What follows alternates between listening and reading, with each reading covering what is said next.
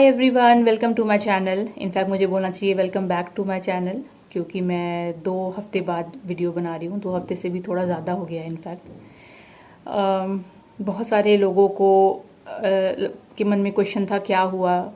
मैंने अंगद को बोल दिया था बीच में कि एक कम्युनिटी पोस्ट डाल देने के लिए, क्योंकि मुझे समझ नहीं आ रहा था कि मैं कब वापस आऊँगी, क्या करूँगी। सोशल मीडिया से बिल्कुल दूर थी। बहुत ही कम बार ऐसा हुआ है कि मैंने अपना इंस्टाग्राम खोला है, और उसमें जब भी खोला है देखा है बहुत सारे आप लोगों के मैसेज थे। रिप्लाई मैंने किसी को भी नहीं किया। I am so sorry for that. पर अभी जो टाइम गुजरा है मैं आपको बता नहीं सकती, मतलब इतना ज़्यादा ख़राब टाइम था ये।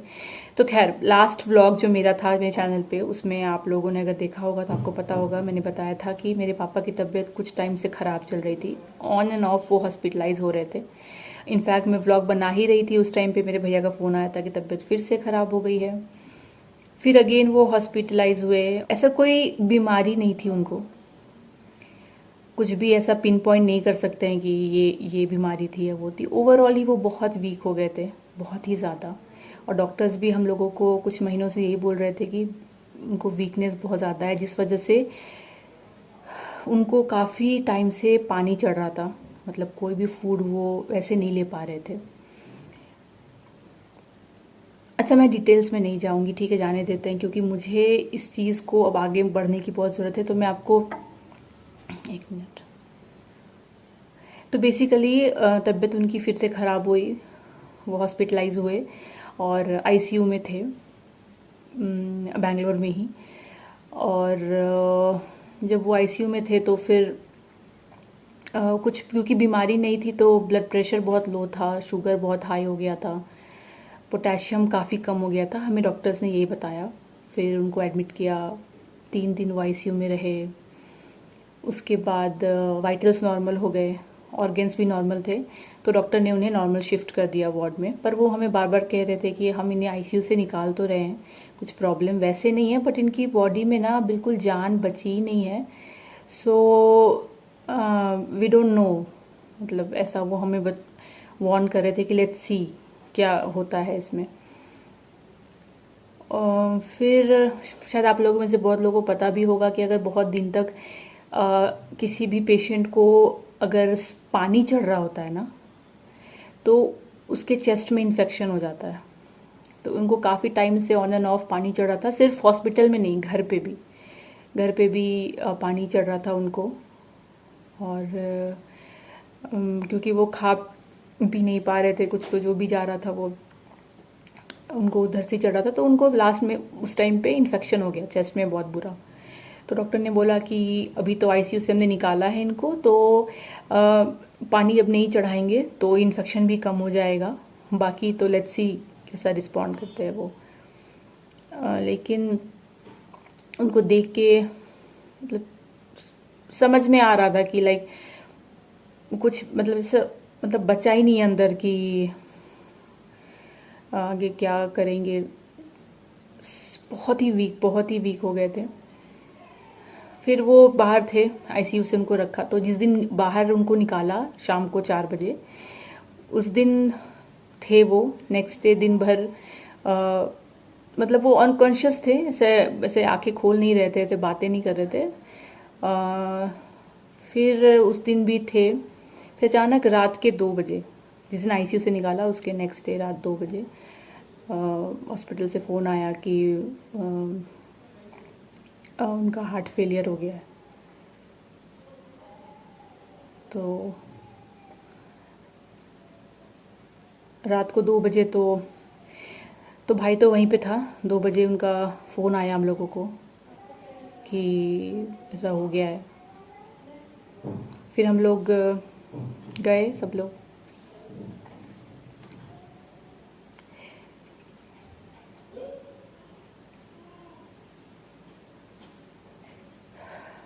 टू वीक्स से ज़्यादा ही हो गया इस बात को।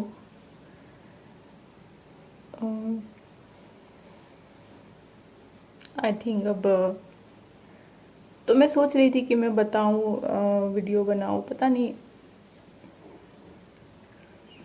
पर बनाना तो था ही। बैक टू नॉर्मल आपको आना ही है।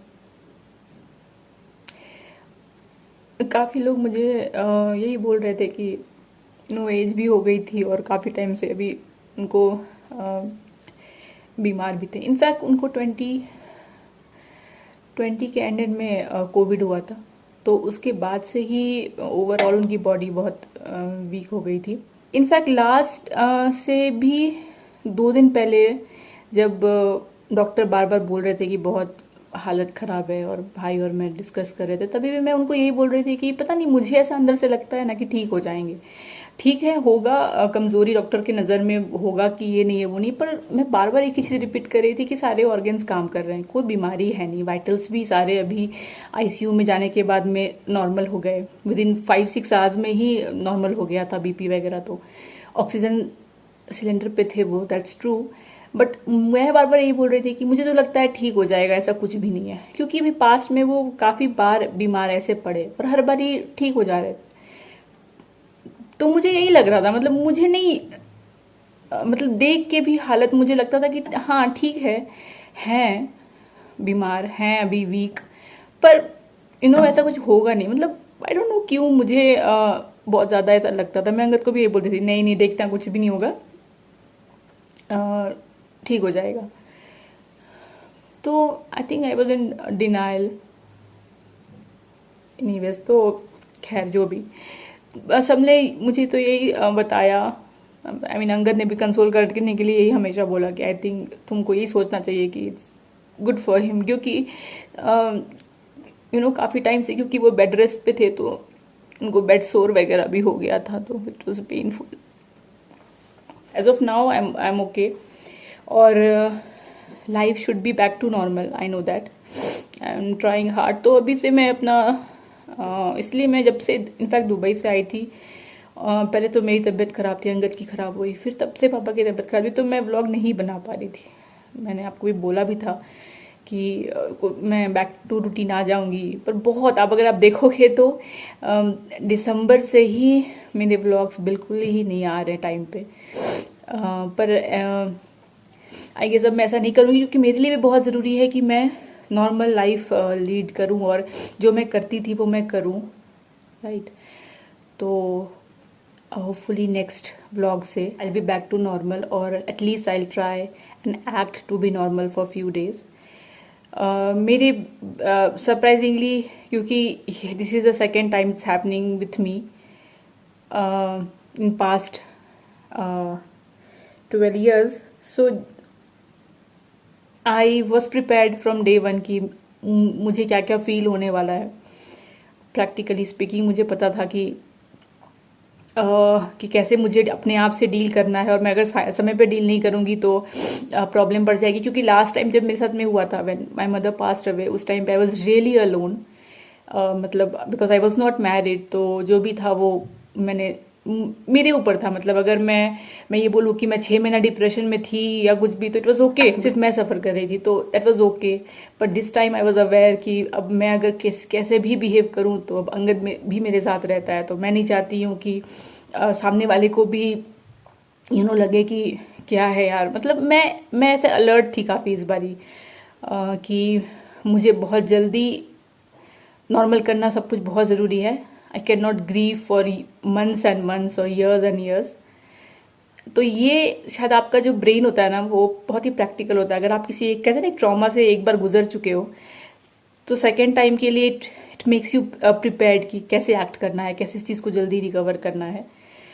तो इसीलिए 2 हफ्ते के बाद ही मैं ऐसे कैमरा ऑन करके आप लोगों से बात कर रही हूँ, जबकि आज से 12 साल पहले जो मेरे साथ हुआ था, मेरे जो क्लोज फ्रेंड्स हैं उनको पता है कि it took me months even to talk to them freely. So yes, that वे सही कहते हैं लोग कि आप सीखते हो, आप आगे बढ़ते हो लाइफ में, तो आप बहुत मैच्योर हो जाते हो।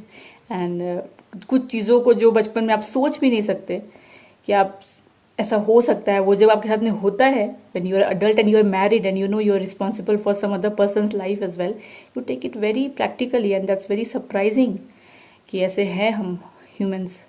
But yeah, this is what I noticed कि बहुत जल्दी खाना बन रहा है घर में एंड सब कुछ हो रहा है। एनीवेज, और भी बहुत सारी चीज़ें हैं, धीरे धीरे शेयर करूँगी। फ़िलहाल नेक्स्ट व्लॉग से I so want it to be normal, जैसे व्लॉग में करती थी मैं वैसे ही करूँगी। बहुत हो गया, कितने दिन से मुझे टाइम लगा टू स्लीप पीसफुली।